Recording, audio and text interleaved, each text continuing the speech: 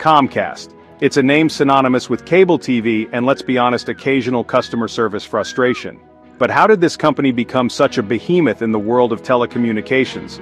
Well, buckle up, because we're about to take a wild ride through the history of Comcast. Our story begins in 1963 in Tupelo, Mississippi. A small cable company called American Cable Systems is born. Fast forward to 1969, and the company rebrands itself as Comcast, setting the stage for its future dominance. Throughout the 70s and 80s, Comcast steadily expanded its reach, gobbling up smaller cable providers like Pac-Man gobbling up dots. This period of aggressive expansion laid the groundwork for Comcast to become a major player in the cable industry. But it was just the beginning.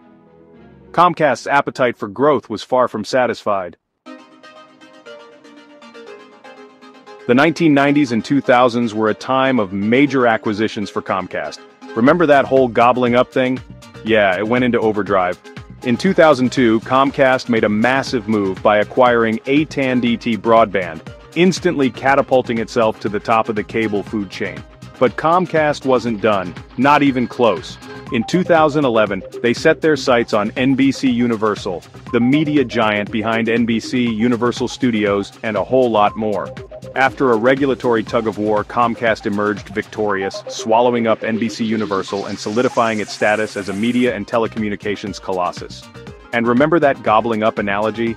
Well, in 2018, Comcast added another feather to its cap by acquiring European TV giant Sky Group. This move expanded Comcast's reach across the Atlantic, making it a truly global force in the world of media. Today, Comcast is more than just a cable company. It's a sprawling conglomerate with its tentacles in everything from television and film production to theme parks and internet service. You know that little Xfinity box you may or may not be yelling at right now? That's just the tip of the Comcast iceberg.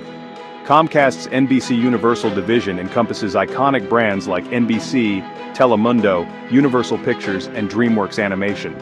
They're the folks behind everything from The Office and Fast and Furious to Minions and Jurassic World.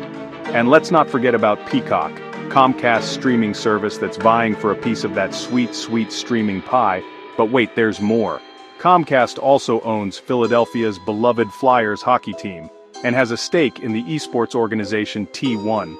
They're even in the business of providing satellite internet through a deal with Elon Musk's Starlink. Basically, Comcast is everywhere.